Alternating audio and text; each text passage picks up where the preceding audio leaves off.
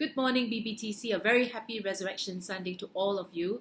My name is Suzanne Chin, and I'm here to share a testimony of God's goodness in my life. It happened about 10 years ago in April of 2009. It was a day like any other day, and I went out for my usual morning walk. But instead of taking an hour for my walk, I turned around after 15 minutes. I'm not sure why I did that. I was not feeling unwell, nor was I feeling particularly tired. But I did turn around, and I arrived home to find my husband John there. He had not gone to work at that time. My husband John observed that I was starting to look very pale, and I started slurring my words. From my perspective, things became very hazy. So the next, what I'm going to recount is really what my husband had observed throughout. The ambulance arrived shortly thereafter, and upon examining me, the paramedics were puzzled by my quickly deteriorating condition. In any event, they rushed me to the hospital, but upon arrival of the hospital, they realized that my heart had stopped beating. At that point, they raced into frenzied action, commenced CPR and electric shocks, and pumped huge amounts of dopamine and adrenaline into me.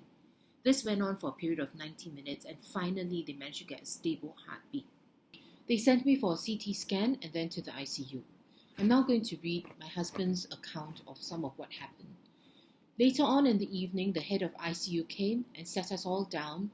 Suzanne's family had arrived from Singapore by the time, and quite literally dropped the bomb.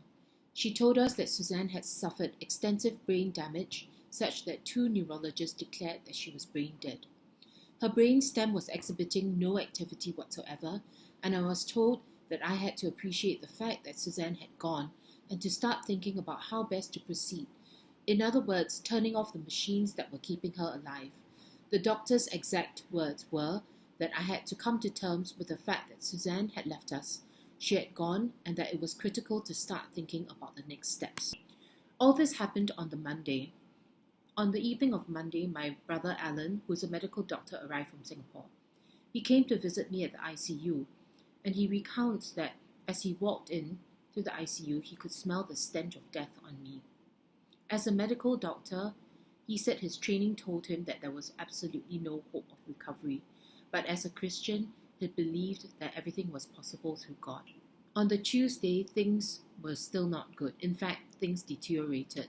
My organs started failing, and my brain stem still displayed no activity. But my brother Alan sat beside me throughout the evening of Tuesday, praying and declaring over me Psalm 118 verse 17, that I would not die but would live and declare the works of God. This was on Tuesday night. On the Wednesday morning when John went to visit me at the ICU, the nurses came running up to him excitedly, saying that overnight they had observed some signs of activity. Notwithstanding, a neurologist was called to examine me, and the neurologist continued to maintain that there was no signs of any brain activity. They did another brain scan and continued to maintain that there was absolutely no chance of recovery.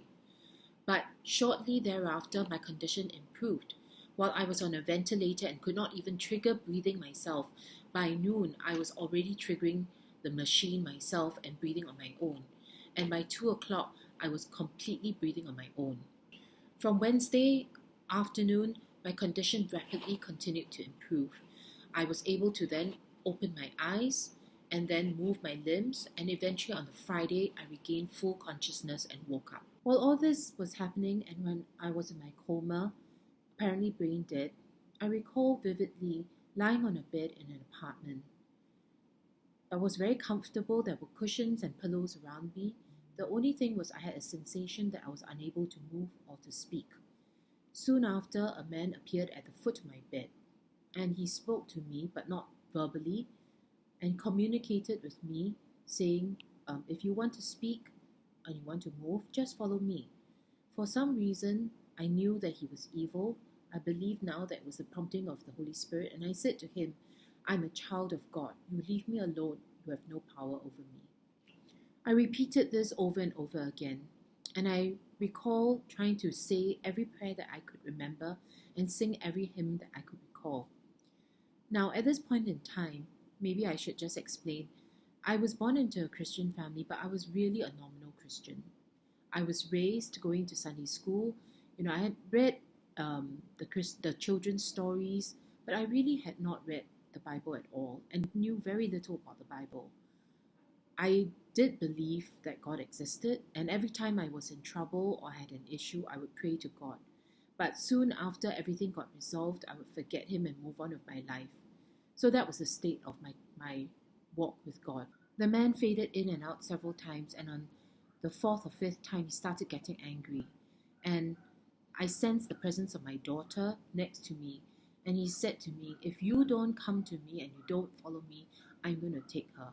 And without any hesitation, I looked at him and I said, "You have no power over either of us because we are both children of God." And at that moment, I woke up from my coma to see my husband. So, brothers and sisters, let us not focus on our fears and anxieties during this difficult time, but let us focus on God, and let us trust and surrender every situation to Him. I never want to forget what He has done. God so loved us that He sent His only Son, Jesus Christ, to suffer on the cross, and because of that, we have salvation. Because of that, I'm here today. He restored and resurrected me. All glory to Him. Happy Resurrection Weekend.